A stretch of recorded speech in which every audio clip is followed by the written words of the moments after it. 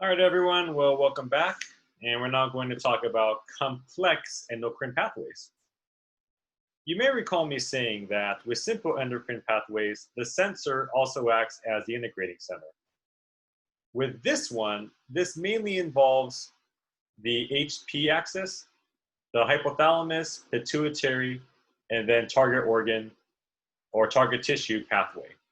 And it's complex because, what am I spelling? Endocrine. There we go. Complex endocrine pathway. It's complex because it involves multiple integrating centers. What we're going to go ahead and do is I'm going to take a page from the book. In a square, because drawing a diamond is much more than my artistic talents can handle. In a square, I'm going to write in integrating center.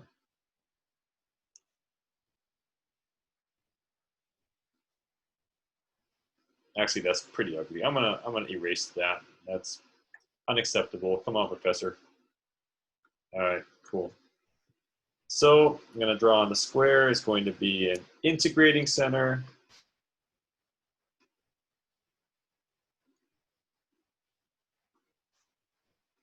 In a triangle, I'm going to draw a sensor.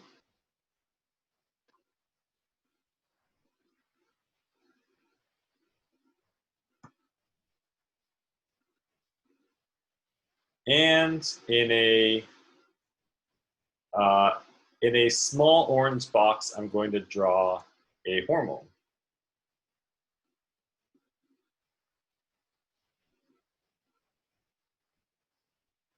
Okay, so let me go ahead and double check this to make sure that I'm going to teach you everything that you need to be taught here. Let me just refer to the outline.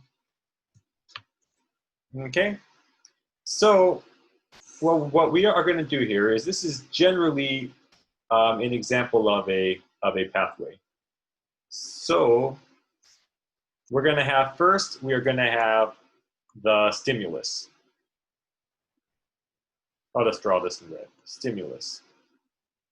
Now, the stimulus is going to be received by, and I'm going to draw this in both a triangle and a square, just to show you that it is both an integrating center and a sensor. Now, I'm not going to do this all the time. This is just to prove a point and reinforce the concept. So both the sensor and the integrating center is going to be the hypothalamus. It's going to be small, warning, hypothalamus. And recall that the hypothalamus is going to secrete a hormone. So I'm going to put in this box here, this small box. I'm going to put in here releasing hormone. Please recall the hypothalamus, for the most part, secretes releasing hormones. Okay, this is then going to be received by the integrating center 2, which is going to be the pituitary.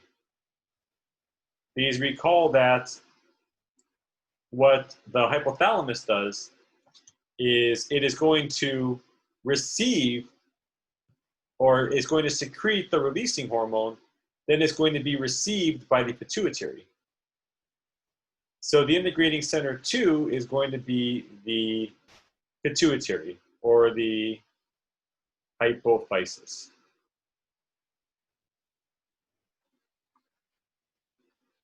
I like calling it hypophysis, but on the same token, I call it pituitary a lot too, just on accident.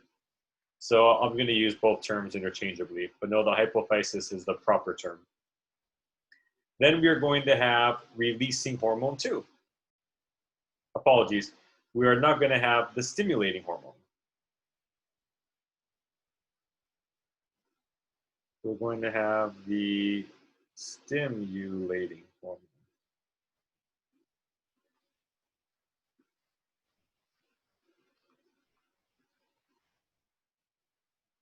Okay, And now we are going to have integrating center 3, which is going to be the target organ. Let me see if I can move this up a bit. Let me see. Oh, wow. Hey, it actually worked. Learn something new. I feel oddly proud about myself for figuring that out. That probably isn't a good thing if I find that as a victory. So now we have integrating center 3, which in this case is going to be the target organ or target tissue. So in this case, it's going to be the target tissue. And then we're finally going to have the response. And the response is going to be the change in the system. So we're going to have, and I'll put this one in a, I don't know,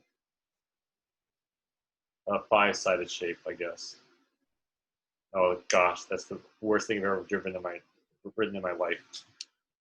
Here, we're just going to go with just not anything, just response. Gosh, that was a terrible triangle looking thing. All right, so let's go ahead and let's review what I just did with a complex endocrine pathway. And the two examples we're going to use are either thyroid hormone or cortisol. So we are going to have a stimulus, and the stimulus is going to be the change in the hormone that's going to activate the pathway. Now, the hypothalamus is both a sensor, meaning it tastes the blood and detects levels, and it's also the integrating center because it needs to adjust secretion of the releasing hormone in order to create the response. Then the releasing hormone is going to be received by the hypophysis, the pituitary, which is also an integrating center, because it needs to receive the signal and then secrete it. And this is a stimulating hormone or a trophic hormone. Actually, I should just be consistent. I'm going to call it a trophic hormone. I was thinking of thyroid stimulating hormone, which is a stimulating hormone, but let's go ahead and be consistent with what I've been saying. So, trophic hormone. All right, great.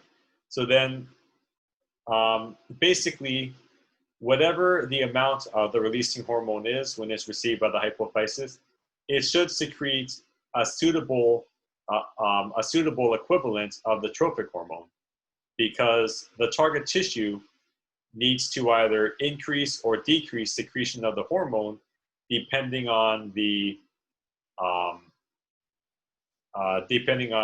signal received. So the response here in this case is going to be secretion of the active hormone. All right. So now what we are going to do is I need to tell you about long loop, short loop, and ultra short loop pathways. Now, what I drew is what's called a long loop pathway. So what happens is that the response, which is going to be the adjustment in hormone levels, it's going to feed back. It's going to feed back on the sensor like this.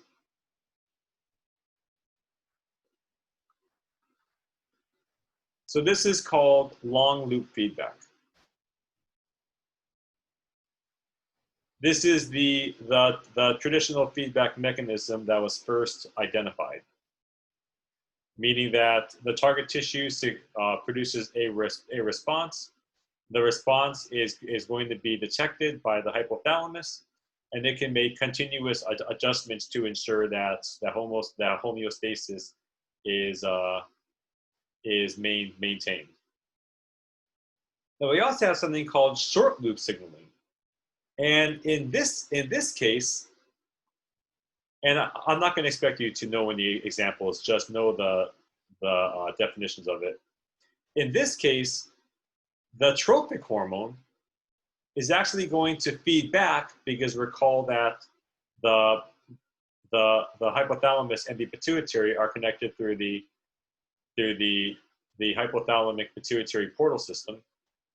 So short loop signaling is going to, or short loop feedback, that is when the trophic hormone released by the pituitary is going to be received by the hypothalamus. The idea behind this is it helps to create micro adjustments more for fine tuning, where long loop feedback is more or less how the pathway needs to change quickly.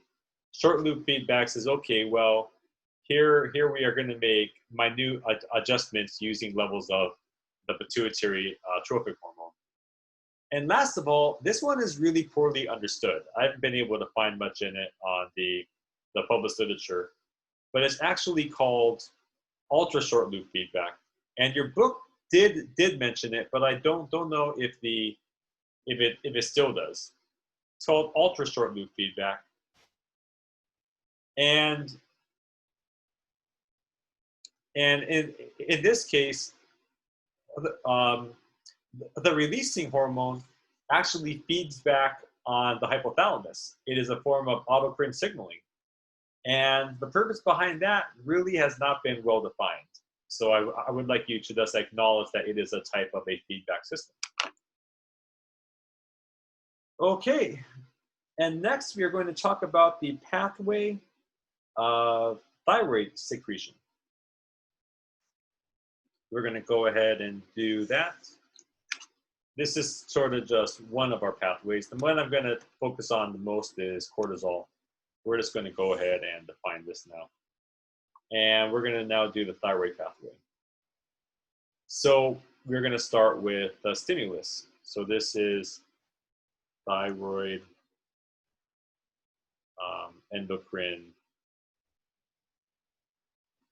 pathway. And we're going to start with the stimulus, which in this case, the stimulus is going to be, I'll just make up something, increase in thyroid hormone. So basically, thyroid levels are too high. What's going to happen is that this is going to be detected by both the sensor and the integrating center, which is going to be the, you draw a triangle to show that it's both the sensor and the integrating center. Going to be detected by the hypothalamus. Now, the hypothalamus has just detected that there is too much thyroid hormone. What it's going to do is it is going to send a releasing hormone to the pituitary. And the releasing hormone is something you've probably seen on a blood test, thyroid stimulating hormone, or TSH. So I'm just going to call it TSH. TSH is, TRH, thyroid releasing hormone. Yes, the releasing hormone that the hypothalamus secretes, thyroid releasing hormone. And because thyroid hormone is being secreted in too large quantities, the hypothalamus is going to detect that, and the first step in the pathway is going to reduce secretion of TRH. This signal is going to go down the hypothalamic portal system, and it is going to be received by the pituitary. And that is going to be integrating center 2, pituitary hypophysis. Okay? And the hormone in question here is going to be TSH, thyroid stimulating hormone. This is the one that is assessed through blood tests. TSH, thyroid stimulating hormone.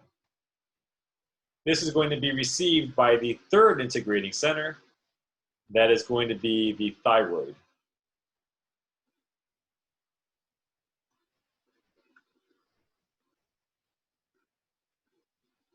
thyroid.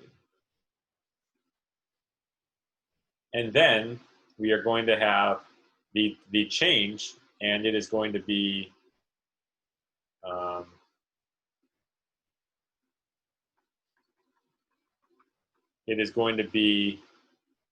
decrease in thyroid hormone levels, because it's going to be the response, and that's going to be received by the hypothalamus.